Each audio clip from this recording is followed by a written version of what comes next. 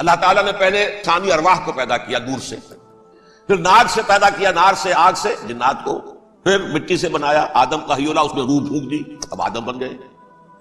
اعلان یہ کر دیا کہ خلافت عرضی جو ہے وہ آدم کو عطا کی جا رہی، یہ پیش پڑ گیا۔ اس پر تھوڑا سا اشکال تو فرشتوں کو بھی ہوا، قرآن میں ہے سورہ بقرہ کے 4 رکوع میں، اتجعل فیہا من یفسد فیہا ویسفک الدماء ونحن نسبح بحمدک ونقدس لک۔ پروردگار اس آدم کو تو خلافت دے رہا ہے، زمین کے اندر اختیار دے دے گا، یہ تو فساد کرے گا، کوریزی کرے گا، ہم تیری تسبیح و تحمید میں لگے ہوئے ہیں، جو بھی حکم ہو ارشاد ہو ہم بجا لاتے ہیں، تو ضرورت کیا ہے؟ اس کا جواب اللہ نے دیا، انی عالم ما لا تعلمون، میری مشیت، میری حکمت وہ میں ہی جانتا ہوں، ضروری نہیں کہ تم اس کو شیئر کر سکتے۔ لیکن یہ جنات میں سے ایک جن تھا عزازیل۔ اب دیکھیے کہ جنات کو ایک قرب حاصل ہے ملائکہ کے ساتھ، کیوں؟ وہ نور سے پیدا کیے گئے، یہ نار سے پیدا کیے، کتنا قرب ہے دونوں میں۔ انسان پیدا کیا گیا مٹی سے، مٹی انرٹ ہے، آگ بھڑکتی ہے، اوپر اٹھتی ہے، شعلہ زنگ ہوتی ہے، انرجی ہے اس میں۔ نور اور نار میں بڑا قرب ہے، اور عربی کے ایک قاعدے سے تو یہ ایک ہی لفظ ہے، مادہ ایک ہی ہے، حروف علت جو ہے ایک دوسرے کی جگہ آ جاتی ہے، یہ قرب ہے۔ اگرچہ زمین و آسمان کا فرق ہے دونوں میں، فرشتہ نور سے پیدا کیا گیا ہے، وہ پاک ہے، وہ اللہ کے کسی حکم کی خلاف ورزی کر ہی نہیں سکتا۔ لا يعصون اللہ ما امرهم ويفعلون ما يؤمرون، وہ جو بھی اللہ تعالیٰ حکم دیتا ہے اس کی کوئی معصیت یا نافرمانی نہیں کرتے، بلکہ جو حکم لیا جاتا مان لیتے۔ ذرا سا اشکال ہوا تھا، پوچھ لیا، جواب مل گیا، خاموش ہو گئے بس۔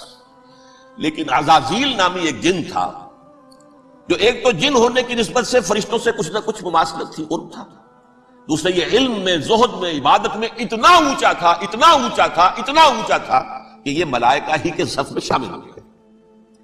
اس نے علم بغاوت بلند کر دیا جب حکم دیا گیا کہ سجدہ کرو آدم کو۔ اب یہ دیکھیے کس قدر یہ اہم مضمون ہے، اور آپ سوچ رہے ہیں یہ باتیں آج پہلی مرتبہ ہمیں اس طرح سنائی جا رہی ہیں، یہ باتیں تو علم میں آتی نہیں ہمارے پاس۔ وجہ کیا ہے؟ آپ کو دلچسپی نہیں ان چیزوں سے۔ جدید تہذیب نے ان چیزوں کی اہمیت کو زیرو کر دیا۔ قرآن میں اہمیت کا کیا عالم ہے؟ 7 جگہ یہ مضمون قرآن میں آیا کہ فرشتوں کو ہم نے حکم دیا سجدہ کرو آدم کو، سب نے سجدہ کیا۔ فسجد الملائکۃ کلھم اجمعون، سارے کے سارے، کل کے کل، سب نے مل کر سجدہ کیا آدم کو، اللہ کے حکم سے فوراً تعمیل کر دی۔ الا ابلیس ابا واستکبر وکان من الکافرین، ابلیس نے نہیں کیا، انکار کیا، استکبار کیا، گھمنڈ کیا۔ اور اس کو سورہ کہف میں بیان کر دیا گیا، یہ اس لیے کہ وہ اصل میں جنات میں سے تھا، اگرچہ شامل تو تھا فرشتوں میں اس وقت، کان من الجن ففسق عن امر ربہ، وہ اصل میں جنات میں سے تھا، اس وجہ سے وہ اپنے رب کے اس فیصلے کے خلاف کھڑا ہو گیا، سرکشی تھی اس میں۔ یہ معاملہ اتنا اہم ہے، اب آپ سمجھیے کہ 7 مرتبہ سورہ بقرہ، سورہ اعراف، سورہ حجر، سورہ بنی اسرائیل، سورہ کہف، سورہ طٰہٰ، سورہ صاد، 6 مکی صورتوں میں ذکر ہے یہ، اور ایک مدنی صورت سورہ بقرہ۔ ان میں سے اکثر مقامات پر پھر جب اللہ نے کہا کہ اچھا تم نے یہ سرکشی کی ہے اور ہمارے حکم کی خلاف ورزی کی ہے تو یہاں سے نکل جاؤ، دفع ہو جاؤ، تم مردود ہو، مردود ملعون، ان علیک لعنتی الی یوم الدین، اب تجھ پر لعنت رہے گی میری قیامت کے دن۔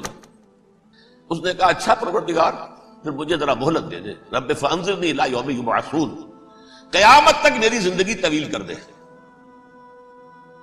فذهب فإنك من المنظرین، کہہ دیا اچھا جاؤ، تمہاری یہ درخواست بھی ہم نے قبول کی۔ اس نے کہا پروردگار اب میں اس آدم کو بھی گمراہ کر کے چھوڑوں گا اور آدم کی نسل کو تباہ کر کے چھوڑوں گا۔ انتہائی شدید چیلنج کے انداز میں یہ قرآن مجید میں 4-5 مرتبہ مضمون آیا ہے۔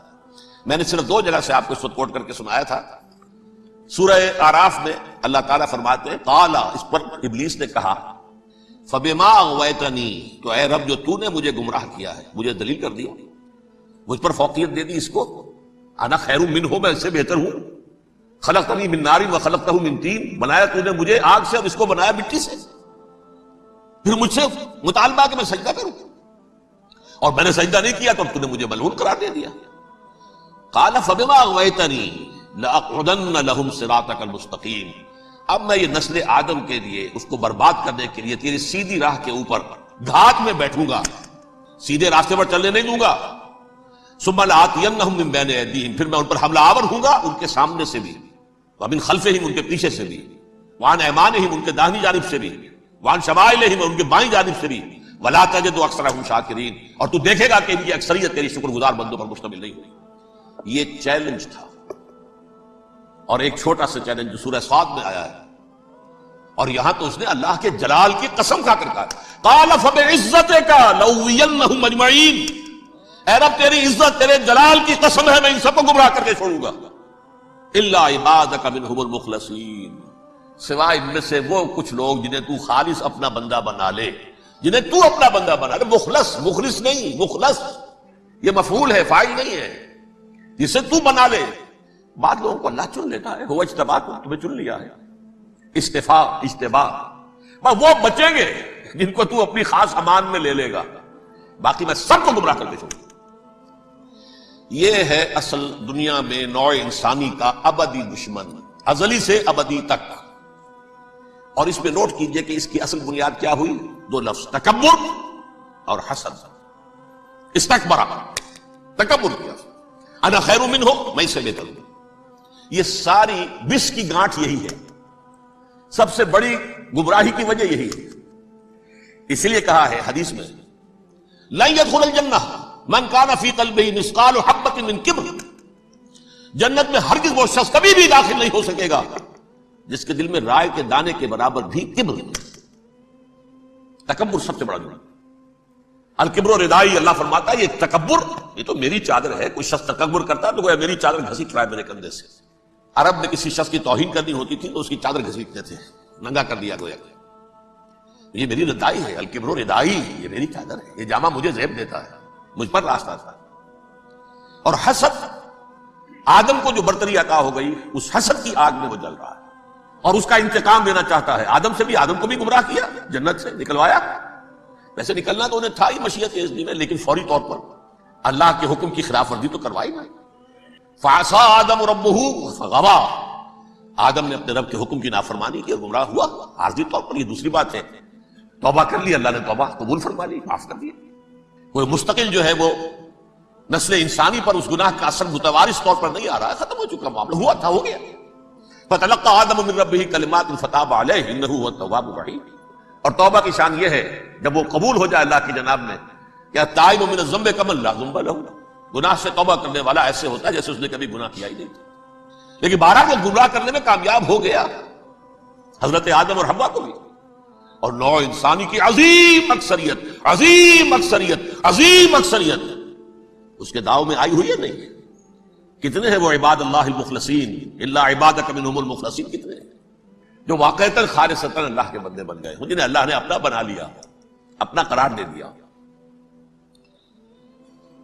اب اس کے ساتھ نوٹ کیجئے، اس ابلیس کے ساتھ ایک فوج بھی ہے جسے قرآن مجید میں کہا گیا ہے کہ یہ اس کی پارٹی ہے، حزب الشیطان، یہ اکیلا نہیں ہے۔ ایک تو وہ عزازیل ہے، اس کی طویل ترین عمر اللہ نے دے دی، وہ تو قیامت تک رہے گا۔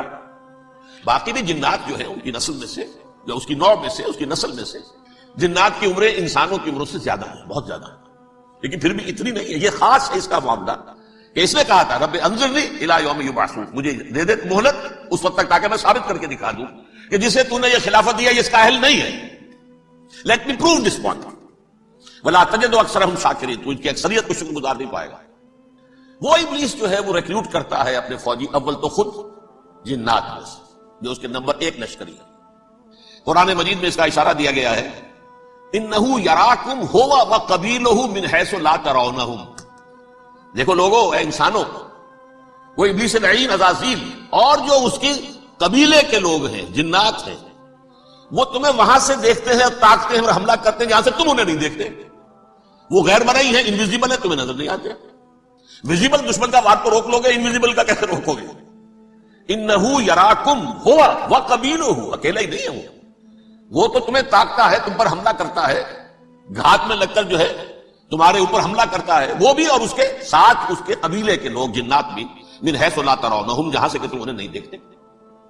لیکن اس کے علاوہ وہ انسانوں میں سے بھی ریکریوٹ، رنگ روٹ، وہ برپٹ، وہ جو ہے ان کو اپنے پاس رکھتا ہے فوج کے اندر، جس کی سب سے بڑی مثال کیا ہے؟ سورہ مجادلہ میں اللہ تعالیٰ نے منافق، حالانکہ وہ کون تھے؟ بظاہر حضور کا کلمہ پڑھنے والے، حضور کے پیچھے نماز پڑھنے والے، اسلام کا دعویٰ کرنے والے، ان کو اللہ فرماتا ہے اولئک حزب الشیطان الا ان حزب الشیطان هم الخاسرون، یہ شیطان کی پارٹی کے لوگ ہیں۔